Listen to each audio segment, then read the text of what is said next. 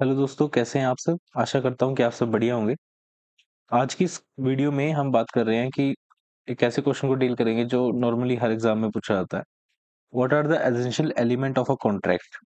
सबसे पहले तो इन्होंने क्या वर्ड यूज किया है? Essential elements.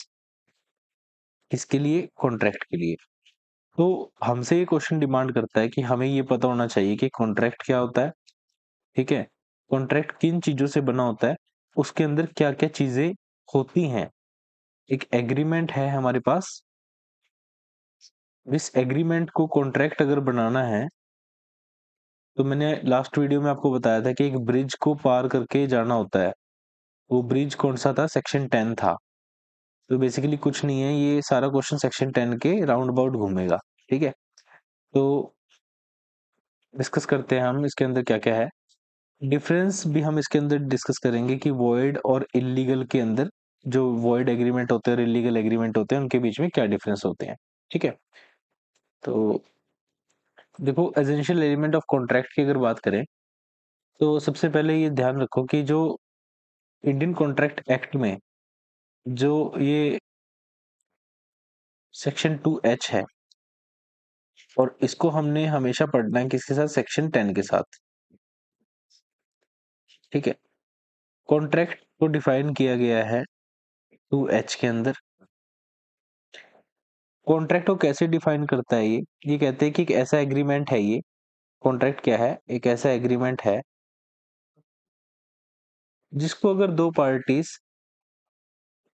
कल को कर लेती है एग्रीमेंट को और फिर परफॉर्म नहीं करती है, कोई भी उनमें से डिनाई कर जाती है, अपने पार्ट पे उसको परफॉर्म नहीं करती है, तो जो दूसरी पार्टी है, जो एग्रीड पार्टी है, वो कोर्ट में जा सकती है। कोर्ट में जाने के बाद कंपनसेशन मांग सकती है, स्पेसिफिक उसके लिए जो परफॉर्मेंस मांग सकती है।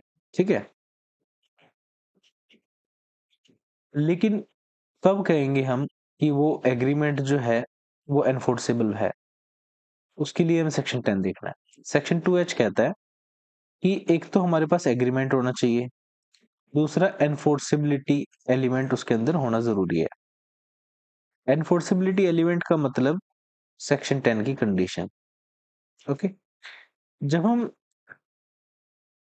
एक एग्रीमेंट को कॉन्ट्रैक्ट बनाते हैं तो कुछ कंडीशंस होती हैं एनफोर्सेबिलिटी की, जो सेक्शन 10 में दी गई है, वो हमें फुलफिल करनी होती हैं। अगर हम कंबाइंड रीडिंग करें सेक्शन, दोनों सेक्शन की, कौन कौन से? 2H की प्लस सेक्शन 10 की, तो हमें पता चलता है कि कुछ हमारे पास एसेंशियल एलिमेंट है जो ऐसे हैं। देखो ये रहे। ये कहते हैं कि एक वैलिड ऑफर होना चाहिए और एक एक्सेप्टेंस होनी चाहिए। एक पर्सन है और एक बी पर्सन है। ए कहते हैं कि मुझे अपनी शॉप सेल करनी है रुपीस 2.5 लाख। ठीक है, 2.5 lakhs के लिए मैं अपनी शॉप सेल कर रहा हूँ। बी जो है वो इंटरेस्टेड पार्टी है, वो आता है और कहता है कि भाई साहब, मुझे आपकी जो शॉप है 2.5 लाख में खरीदनी है। ठीक है, और खरीद लेता है। ये जो इसने ऑफर किया था ये एक वैलिड ऑफर है, और क्योंकि बी ने कोई बीच में पंगा नहीं किया, चुपचाप खरीद ली और इसी रेट में खरीद ली, कोई काउंटर ऑफर वगैरह कुछ नहीं किया, मेरे रूल वगैरह आगे डिस्कस करेंगे ये सब चीजें। तो यहाँ पे हम ये मानते हैं कि ये एक्सेप्टेंस भी वैलिड है। ठीक है, तो ये एक वैलिड कॉन्ट्रैक्ट हो जाएगा क्योंकि यहाँ पे सब कुछ ठीक दिख रहा है हमें इसको सेटिस्फाई करने के लिए। वैलिड ऑफर और valid acceptance. Okay,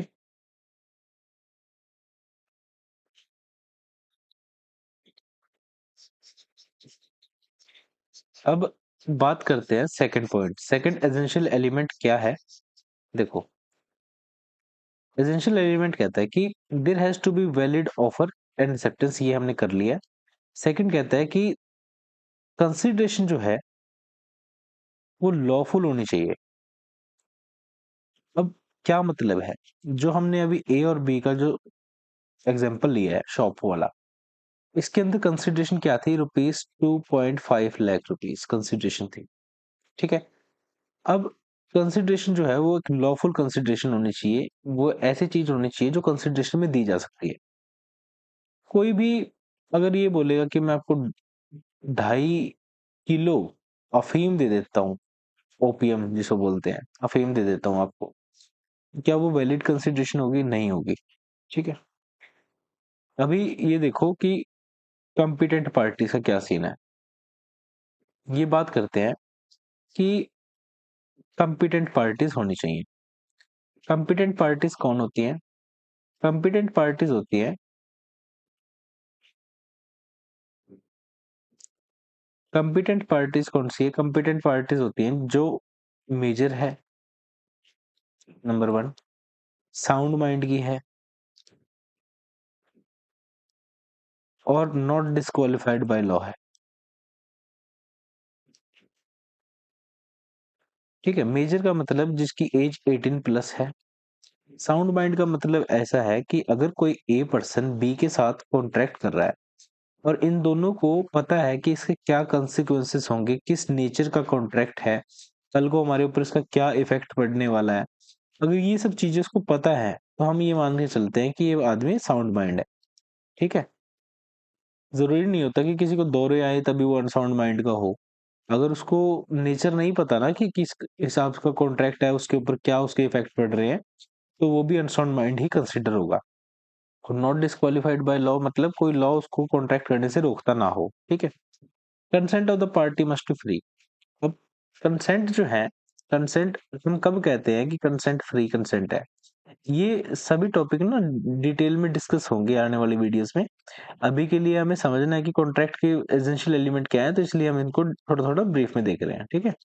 consent must be free का क्या मतलब है? कंसेंट मस्ट बी फ्री का मतलब है कि जो हमारी कंसेंट है, जो रजामंदी है पार्टीज की, जो मीटिंग ऑफ माइंड है, वो किसी भी प्रकार से कोर्शन कोर्शन से अफेक्टेड ना हो, नंबर वन।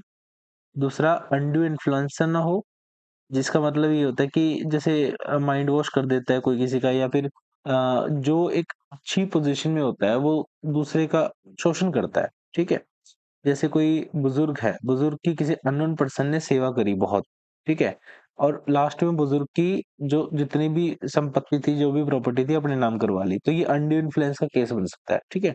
अनलेस कि बुजुर्ग ने अपनी मर्जी से दी हो। क्या पता, हो सकता है कि बुजुर्ग ने अपनी मर्जी से दी है, लेकिन उसने उसको माइंड ऐसा वॉश किया हो कि भाई मैंने ही आपका सब कुछ किया है, आपके बच्चे तो आपको छोड़ के चले गए हैं, कुछ भी हो सकता है।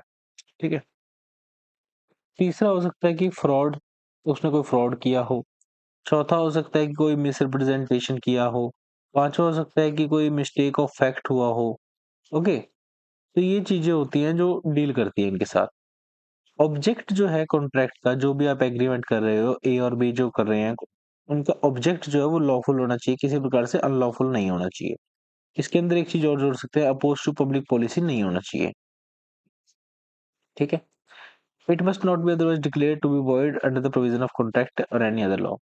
जो भी आप कॉन्ट्रैक्ट कर रहे हैं, जो भी आप एग्रीमेंट कर रहे हैं, उसके अंदर जो आपने एग्रीमेंट किया है, वो किसी भी प्रकार से या तो कॉन्ट्रैक्ट एक्ट में या फिर किसी अन्य लॉ में मना ना हो, प्रोहिबिट ना हो, वॉइड घोषित ना किया गया हो। ठीक है। ये चीज अगर फुलफिल होती है तो हम ये कहते हैं कि ये एसेंशियल एलिमेंट है जो कॉन्ट्रैक्ट के सेक्शन 10 के अकॉर्डिंग वो फुलफिल हो रहे हैं। नेक्स्ट अगर हम बात करें कि वॉइड एग्रीमेंट्स क्या होते हैं, तो वॉइड एग्रीमेंट डिफाइन किए गए हैं 2G of Indian contract act. Okay, 1872। क्या, देखो, जो हमारा इंडियन कॉन्ट्रैक्ट एक्ट है, ये एक डिस्टिंक्शन प्रोवाइड करता है इसके बीच में, जो वो एग्रीमेंट्स जो सिर्फ वॉइड हैं और जो सिर्फ इलीगल हैं। ठीक है। इलीगल एंड वॉइड मतलब एक एग्रीमेंट है, ये वॉइड है, और ये वॉइड प्लस इलीगल है। ओके। तो इनके बीच में डिस्टिंक्शन प्रोवाइड करवाता है। एग्रीमेंट विदाउट कंसिडरेशन सेक्शन 25 के अंदर दिया गया है कि ऐसे एग्रीमेंट जिनके अंदर कंसिडरेशन ही नहीं है। ए ने ऑफर किया कि मैं अपनी शॉप पे बेच रहा हूँ, बी खरीदने के लिए तैयार है, कुछ पे करने के लिए तैयार नहीं है, कुछ कंसिडरेशन पे नहीं कर रहा, तो वो जो एग्रीमेंट है वो वॉइड एग्रीमेंट की श्रेणी में आएगा। ठीक है। लेकिन इसके कुछ एक्सेप्शन भी हैं, डिटेल में तो डिस्कस करेंगे ही, नो डाउट। अभी के लिए बता रहा हूँ कि कभी आपको ये ना लगे कि सर बता नहीं रहे। इसके एक्सेप्शंस भी हैं, जैसे नेचुरल लव एंड अफेक्शन है। जैसे मान लो कि कोई एक फादर है, वो अपने बेटे को कोई कार गिफ्ट करते हैं, अब बेटा उसके लिए कार की पेमेंट तो नहीं करेगा अपने पिता को। तो ये जो कॉन्ट्रैक्ट होते हैं ये चल जाते हैं, नेचुरल लव एंड अफेक्शन में होते हैं जो, ठीक है। दूसरा है agreement in restraint of marriage, section 26। क्या मतलब है इसका? Agreement in restraint of marriage मतलब कोई अगर इस प्रकार से एग्रीमेंट करता है कि तुम शादी नहीं करोगे, ठीक है, अगर कंसिडरेशन के तौर पे कोई ऐसी चीज मांग रहा है कि तुम शादी नहीं करोगे, तो ये चीजें ठीक बात नहीं है, ये वॉइड एग्रीमेंट के अंदर आते हैं। थर्ड थिंग हमारे पास है agreement in state of trade. इसकी भी एक एक्सेप्शन आती है, फ्रेंचाइजी और एजेंसी, ये इनकी फ्रेंचाइजी, ये इनकी एक्सेप्शंस आती हैं। क्यों? Agreement in state of trade का मतलब क्या है कि तुम एक ऐसा एग्रीमेंट कर रहे हो जिसमें तुम लोगों को मना कर रहे हो कि तुम ट्रेड नहीं करोगे, ठीक है, तुम उनको रिस्ट्रेंट कर रहे हो ट्रेड करने से। इसका मतलब क्या है कि आप उनको मना कर रहे हो कि आप इसका मतलब क्या है कि आप उनको मना कर रहे हो कि आप किसी भी एरिया में या फिर ऐसा कुछ आप वहां पे ट्रेड नहीं करोगे। लेकिन अगर आप पार्टनरशिप एक्ट अगर आपने पढ़ा है, नहीं पढ़ा होगा अभी, लेकिन अगर आपने कभी ये सुना हो कि जैसे मान लो एक पार्टनरशिप फर्म के अंदर 4 पार्टनर है और सपोज उनका आइसक्रीम का काम है या चिप्स मेकिंग का काम है, कन्फेक्शनरी की शॉप है, तो वो एक एग्रीमेंट ऐसे कर सकते हैं कि जब भी हमारी पार्टनरशिप डिसॉल्व होती है या कोई पार्टनर बीच में छोड़ के जाता है, तो वो पर्टिकुलर एक जुरिडिक्शन के अंदर सेम टू सेम वही काम नहीं करेगा, ठीक है। तो वो एग्रीमेंट वैलिड होते हैं, वो यहाँ पे फॉलो नहीं करते, वो वॉइड की श्रेणी में नहीं आते हैं। Agreement in state of legal proceeding, section 28। देखो ये मैं आपको थोड़ा डिटेल में समझाना चाहता हूँ, ये मैं चाहता हूँ कि भाई आपको पता हो, क्योंकि इसके अंदर थोड़ा सा कंसेप्ट आता है सीपीसी का, और ये बहुत ज्यादा जरूरी भी होता है। आपको अभी समझोगे तो अच्छा लगेगा आपको भी और समझ भी आएगा, इजी भी है, कोई ज्यादा टेक्निकल नहीं है।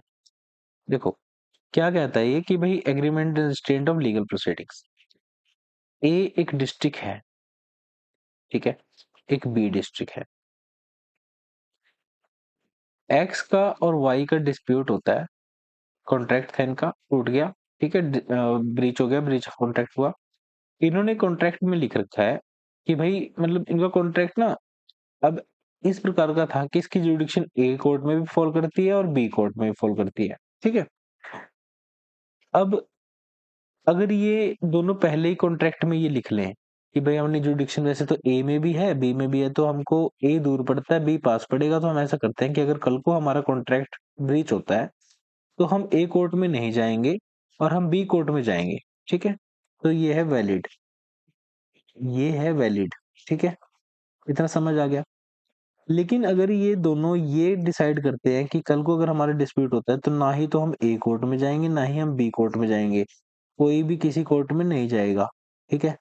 तो अगर ऐसा ऐसा एग्रीमेंट है जो लीगल प्रोसीडिंग करने से ही रिस्ट्रेंट कर रहा है, तो वो वॉइड है, ठीक है। अब आगे देखो, agreement which are uncertain and ambiguous, section 29। 29 section कहता है कि वो एग्रीमेंट्स पार्टीज के बीच में जो अनसर्टेन है, जो सर्टेन नहीं है, हो भी सकते हैं नहीं भी हो सकते हैं, एम्बिगुअस है, वो वॉइड आते हैं, ओके। ये विजन नहीं है, ये वेजर है। Printing mistake, typing mistake, typing error. Agreement by way of wager section 30 के अंदर जो है वो डील करता है। इसका मतलब क्या है कि देखो जैसे सट्टा खेलते हैं लोग, तो ऐसे ऐसे एग्रीमेंट, अगर कोई मान लो ए ने बी को कहा कि तू ना 10,000 रुपये यहाँ लगा दे और तू यहाँ जीत जाएगा, और उसने 10,000 रुपये वहां लगा दिए, मान लो किसी कैसीनो वगैरह में लगा दिए, वहां पे वो हार गया, तो वो उसको चैलेंज थोड़ी कर सकता है कोर्ट में, क्योंकि वॉइड एग्रीमेंट है। लेकिन इसकी भी एक एक्सेप्शन है, हॉर्स राइडिंग का जो केस है वो वैलिड होता है कई जगह। और इसके अंदर ना एक चीज और, जब डिटेल में पढ़ेंगे तब मैं बताऊंगा आपको कि लॉटरी का कंसेप्ट क्या होता है, ओके। अगर आपको पता है कि लॉटरी जो है वो पंजाब में ना वो वैलिड है, बट हरियाणा में वैलिड नहीं है, हरियाणा में इलीगल है, ठीक है। इलीगल एग्रीमेंट्स क्या होते हैं, अभी डील करेंगे इस चीज से कि इलीगल एग्रीमेंट्स क्या होते हैं। देखो सेक्शन 23 जो है वो बेसिकली हमें ना एक नेगेटिव वे में बताता है कि किस चीज के बारे में बात हो रही है। अ, थोड़ा सा इसने बताया कि लॉफुल क्या होता है, और ये सेक्शन ड्राफ्ट किया गया है नेगेटिव फॉर्म में। इसके अंदर इन्होंने ना कुछ विशिएटिंग ग्राउंड्स बता दिए हैं, ठीक है। उन्होंने बता दिया कि अगर ऐसे के अंदर एग्रीमेंट फॉल करता है तो एग्रीमेंट क्या है, वॉइड है। ठीक है। इन्होंने साथ में ये भी बताया कि every agreement of which object और consideration is unlawful is void. हर वो एग्रीमेंट जिसकी जिसकी कंसिडरेशन या फिर ऑब्जेक्ट क्या है उसका, अनलॉफुल है, तो वो क्या होगा, वो वॉइड होगा। ठीक है। It provides that consideration and object of an agreement is lawful unless.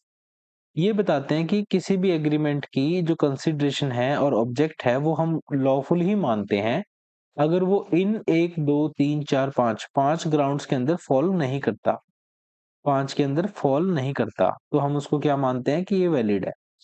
मतलब क्या, अगर वो कंसिडरेशन या ऑब्जेक्ट फॉरबिडन बाय लॉ है, मतलब लॉ ने मना कर रखा कि तुम ऐसी कंसिडरेशन नहीं ले सकते, या ये तुम्हारा ऑब्जेक्ट है पर्टिकुलर कॉन्ट्रैक्ट का, ऐसा ऑब्जेक्ट को लॉ ने मना कर रखा है, मतलब उसके लिए मनाही है, तुम नहीं कर सकते, तो वो चीज इलीगल एग्रीमेंट में फॉल करेगी। It is of such a nature that if permitted it would defeat the provision of any law. अगर ऐसा एग्रीमेंट है कि या ऐसी कंसिडरेशन या ऐसा ऑब्जेक्ट है उसका कि अगर उसको परमिट कर दिया जाता है तो वो किसी न किसी प्रोविजन ऑफ लॉ को डिफीट करेगा करेगा का। ठीक है। या फिर वो फ्रॉडुलेंट हो, या फिर वो किसी को पर्सन को या किसी पर्सन के प्रॉपर्टी को इंजुरी कर रहा है, ठीक है, या कर सकता है। कोर्ट उसको मानते हैं कि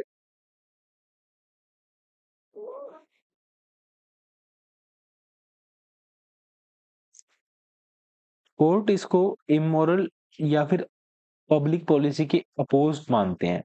ठीक है। कोई ऐसा एग्रीमेंट है, नेक्स्ट पे देखते हैं। एक एग्रीमेंट है, ए जो है ये बी से एग्रीमेंट करता है, ए की एक बेटी है सी, ठीक है, ए बी से एग्रीमेंट करता है कि मैं अपनी बेटी की ना शादी करवाऊंगा, तो मुझे 50 लाख रुपए दे। ठीक है। ये शादी नहीं, मतलब ये शादी नहीं कह सकते इसको, ये कहता है कि मैं तुझे, मतलब तू रख लेना, मेरी बेटी को रख लेना, अपने पास रख लेना, 50 लाख रुपए दे दे। तो कह सकते हैं कि इन्होंने सेल कर दिया है इनको। ठीक है। और ये जो चीजें हैं, बेशक उन्हें शादी का नाम भी दिया हो, पर ये इलीगल है, इमोरल है, सोसाइटी ये चीजें बर्दाश्त नहीं कर सकती है। तो अगर कल को ये 50 लाख रुपए दे देता और ये अपनी बेटी नहीं भी देता, तो भी इसको कुछ कहने वाला कोई है नहीं। ठीक है। भगवान तो है ही, पर वैसे नहीं है कोई कहने वाला, तो एनफोर्सेबल नहीं है ना, एनफोर्सेबल होगा तो कुछ कर सकता है, कुछ नहीं करेगा तो। ठीक है। हाँ। अब देखो, a person promised to obtain B an employment in public service and B promised to pay rupees 1000 to A. The agreement is void in the consideration। यार सिंपल सी बात है, ए और बी का एक कॉन्ट्रैक्ट है, उसको छोड़ दो, ए एंड बी के चक्कर में मत फंसना। अब ए कहता है कि मैं तुझे ना 1000 रुपए देता हूँ, तो मुझे सरकारी नौकरी लगवा दे। अब आप मुझे ये बताओ, सरकारी नौकरी क्या पैसे दे के लगा जा सकता है? नहीं लगा जा सकता ना। तो लगा तो जा सकता है, लेकिन मतलब लगना सही तो नहीं है ना। तो वो क्या है, अनलॉफुल है। वो जो कंसिडरेशन आप पे कर रहे हो 1000 रुपए इस काम के लिए, ऑब्जेक्ट ही आपका अनलॉफुल है, तो आपका जो एग्रीमेंट है वो वॉइड होगा। ओके, ये समझ आ गया। Contract act distinguish between the agreement which are only void and those which are illegal as well as void. अब ये देखो, ये बहुत इंटरेस्टिंग चीज है, ये समझने की जरूरत है आपको। समझने की तो सब कुछ जरूरत है, लेकिन फिर भी, क्योंकि ये क्वेश्चन बहुत इंटरेस्टिंग है और एग्जामिनर्स का बहुत मनपसंद क्वेश्चन है ये। ठीक है। तो हम डील करते हैं इसके साथ। ओके, बढ़िया सा कलर ले लेते हैं। ये ले लें क्या? ले लेते हैं। देखो, अगर कोई माइनर के साथ कॉन्ट्रैक्ट हो रहा है तो वो होता है वॉइड एब इनिशियो, मतलब शुरुआत से ही वॉइड है वो। ठीक है, अगर माइनर के साथ हो रहा है। लेकिन अगर कोई इलीगल ऑब्जेक्ट के साथ अफीम की खेती का कॉन्ट्रैक्ट करता है, जो नारकोटिक्स ने बैन कर रखे हैं, ठीक है? तो उनके साथ अगर इस चीज़ का कॉन्ट्रैक्ट करते हैं, उस कॉन्ट्रैक्ट में क्या होगा, वो कॉन्ट्रैक्ट वॉइड तो होगा, है ना? प्लस इल्लीगल भी होगा। अब ये कहते हैं कि वो हर एक एग्रीमेंट जो इल्लीगल है, वो वॉइड तो होगा ही, ठीक है? ये तो प्लस में आएगा। लेकिन हर एक एग्रीमेंट जो वॉइड होगा, वो ज़रूरी नहीं है कि इल्लीगल हो या ना भी हो। क्योंकि ये जो माइनर के साथ कॉन्ट्रैक्ट हुआ है, ये मान लिया हमने कि ये वॉइड है, लेकिन ये इल्लीगल थोड़ी है, इल्लीगल तो नहीं है, माइनर के साथ कॉन्ट्रैक्ट ही तो हुआ है। अब कई बार बच्चे ऐसे दिखा देते हैं, प्रिटेंड कर देते हैं कि वो 18 से ऊपर के हैं, शक्ल से भी लगते हैं 18 से ऊपर के, लेकिन होते नहीं है, क्या पता 17.5 के हों, है ना? तो उस टाइम पे वो अगर कॉन्ट्रैक्ट हो गया तो वो इल्लीगल थोड़ी है, वो सिर्फ वॉइड एविड इश्यू है। लेकिन ये जो चीजें हैं, ये जो बातें यहाँ पे हो रही हैं, ये वॉइड तो है ही, इल्लीगल भी है साथ में, ठीक है? इतनी बात समझ आई। अब देखो, ये बात करते हैं कि क्या इनके अंदर मतलब डिफरेंस है वॉइड एंड इल्लीगल एग्रीमेंट्स के अंदर। देखो, जो जो भी हमारे पास वॉइड एग्रीमेंट है, जो हमने 2G के अंदर अभी बात की है, ये एनफोर्सेबल नहीं है, ठीक है? ये इट में not be forbidden by law. जरूरी नहीं है कि फॉरबिडन बाय लॉ हो, जरूरी नहीं है कि ये फॉरबिडन बाय लॉ हो। इसका मतलब क्या है कि जो इलीगल एग्रीमेंट है वो फॉरबिडन होंगे, बाकी आगे देखेंगे इसको, लेकिन फिर भी सेक्शन 25 से लेके 30 अभी हमने डिस्कस किया था। देखो ये रे, है ना, ये रहा। तो ये डील करते हैं वॉइड के साथ। कोलेटरल ट्रांजैक्शन जो होती हैं इनके अंदर, वो भी वैलिड होती हैं और एनफोर्सेबल होती हैं, ओके? इलीगल एग्रीमेंट्स की अगर बात करें, तो इलीगल एग्रीमेंट्स जो हैं वो फॉरबिडन बाय लॉ होते हैं। अभी अभी जस्ट अभी मैंने यहाँ लिखा है इलीगल, इसके लिए ना, ये नॉट है तो वो होगा। सॉरी।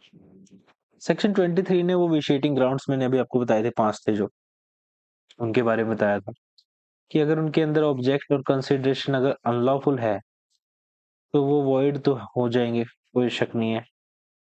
कोलेटरल ट्रांजैक्शंस जो होती है इनके अंदर, वो भी वॉइड होती है।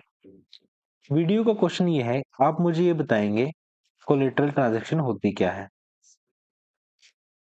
किनको हम किनको हम कोलेटरल ट्रांजैक्शन बोल सकते हैं, ठीक है? अगर वीडियो अच्छी लगी हो तो सब्सक्राइब कर देना चैनल को, और शेयर करना अपने दोस्तों के साथ।